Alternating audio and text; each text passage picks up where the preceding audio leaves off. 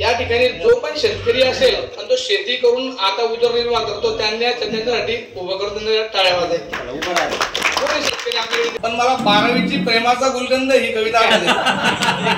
Sir तुम्हाला 1 वर्ष लहान आहे, तुमचे 2003ची बॅच होते, आमची 4ची बॅच होते, पण परंतु बाकी लोक माझ्यासोबत पण होते. सर आजचे खूप सुंदर कार्यक्रम आहे. मी अनेक कार्यक्रमांना जातो. मी खेडगाव नंदीचे ते माझा व्यवसाय आहे, माझी शेती आहे. त्या शाळेमध्ये मी पत्रकार म्हणून त्यांना मार्गदर्शन करायला जातो. 1-2 कार्यक्रमाला गेलो. आता प्रत्येक कार्यक्रमामध्ये बोलवायला लागले की तुम्ही या.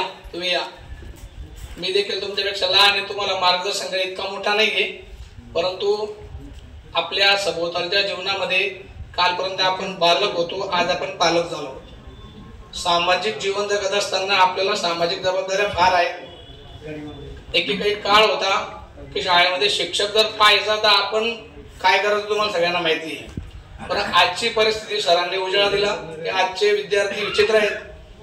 जर समजा थोडंसं काही झालं तर शिक्षकांवर देखील आर्याची भाषा वापरायला कमी करत नाही. अतिशय तो काळ होता सर. मला तुम्ही कोणी शिक्षक नव्हते, परंतु आज मी तुमचा शिक्षक म्हणून स्वीकार करतो. तो काळ होता की शिक्षकाचा इतका मोठा धाक होता मनामध्ये की आम्ही घाबरायचो. 7 वाजून 10 मिनिटांनी शाळेच्या आम्ही लेट झालो ना तर बदलून टाकायचं शिक्षक आम्हाला, तरी आम्ही घरी सांगायचो. गेट टुगेदर, स्नेह संमेलन, स्नेह मेळावा या गोष्टी कोरोनाच्या कालखंडानंतर उदयास आल्या. कोण काय कुठे शाळेत होता, कुठे काय करतोय, कोणाला काही घेणदेण नाहीये. परंतु आपल्या भारत देशावरती किंवा जगात कोरोना सारखं एक अतिशय फार मोठं संकट निर्माण झालं होतं. शहरातले व्यक्ती गावाकडे आला, गावात लोकांनी सामावून घेतलं. अशा संकटामधून आपण गेलो. करोडपती मधले करोडपती पत्रकारिता गेली कोरोनाच्या कालखंडामध्ये. अतिशय करोडपती पैसेवाले लोक त्यांच्या नातेवाईकांच्या जवळ जात नव्हते, ते लोक मृत पावले. अलीकडच्या काळामध्ये शिक्षक या ठिकाणी भरपूर आहेत. एका शिक्षिकेने पत्र लिहिलं होतं, मला आठवत असेल. शिक्षक महिला होत्या त्या, त्यांचे वडील हे संस्था चालक होते. त्यांनी पत्र लिहिलं होतं की काय जगायचं जगून घ्या. त्यांचं वय फक्त 28 होतं. त्यांना कॅन्सर डिटेक्ट झाला आणि त्या मरण पावल्या. तर मित्रांनो, अशा अनेक गोष्टी आहेत जीवनामध्ये. जगत असताना आपल्याला हसत खेळत जगायचं आहे. जीवन पुन्हा नाही. अनेक अपघाताच्या बातम्या आम्ही करतो. अनेक लोक हृदयविकाराच्या झटक्याने मरतात. अनेकदा पत्रकारितेच्या माध्यमातून आम्ही एखादी व्यक्ती जर वारला असेल कशाने तर त्याला आर्थिक कशी मदत मिळवून देऊ शकतो. या सगळ्या गोष्टी आम्ही पत्रकारितेच्या माध्यमातून असतो. हे सामाजिक जीवन जगताना आम्हाला भान आहे. म्हणून आजपर्यंत पत्रकारिता 15 वर्ष झाले मला करून कोणीही दुखावलं गेलं नाही. यानंतरच्या कालखंडामध्ये दुखावलं जाणार नाही त्याची मला खात्री आहे. तुमच्या कार्यक्रमाला पवारांनी फोन केला, आमना कार्यक्रम तू येशी का म्हणतो, भाऊ येसू ना, का बरं येणार नाही म्हणे. तुला कसं आहे, तू मोठा माणूस आहे म्हणतो. मी काही मोठा आणि छोटा काही नाही आहे, तुमच्यापेक्षा छोटाच आहे मी. तर भाऊने आदर सन्मानपूर्वक बोलवलं. माझ्या मित्रालाही बोललं, प्रवीणला. त्यांच्या सोबत ते MA ला होते. खूप चांगला कार्यक्रम आहे, आवडला मला. मनापासून थांबायची इच्छा झाली. सगळ्यांनी आपापल्या जीवन परिवारात चांगले जगा. ज्या गुरूंनी आपल्याला शिकवलं त्यांचं वेळोवेळी आठवण ठेवा. सुखात असाल तिथे मास्तरला आठवा. आणि या ठिकाणी सर्वांना एक सांगू इच्छितो, सर मी शेतकरी आहे. या ठिकाणी जो पण शेतकरी असेल आणि तो शेती करून आता उदरनिर्वाह करतो त्यांच्यासाठी उभं करतो टाळ्या वाजायच्या. कोण शेतकरी आपल्या इथे शेती करतो, कोण शेतकरी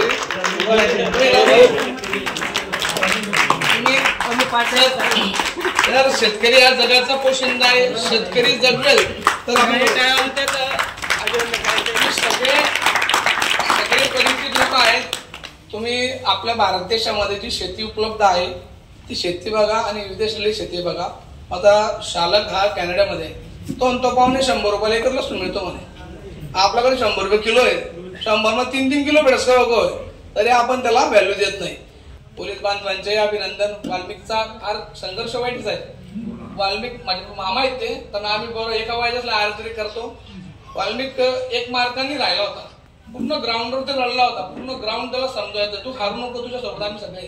आणि तो वाल्मिक इतका कलाकार होता की पुढच्या पोलीस झाला आणि आता उपनिरीक्षक पदावर आहे. तर राकेश आमच्या सोबत होता, नंतर चंदू माझ्या सोबत होता, नंतर 12वी नंतर. आणि मला कोणते धडे आठवत नाही सर, मी जरी पत्रकार जरी, पण मला 12वीची प्रेमाचा गुलकंद ही कविता आठवते. सर तुम्हाला सांगतो मी, आमच्याकडे मालपुरे सर होते. आता आमच्याकडे 12वीला कोण महिला होते का? तुम्ही होते का आमच्यासोबत? आपण सोबत होतो सर. मालपुरे सर म्हणजे सरच होते ते खरंच. राहुल भाऊ नटसम्राट पण होते, नटसम्राट.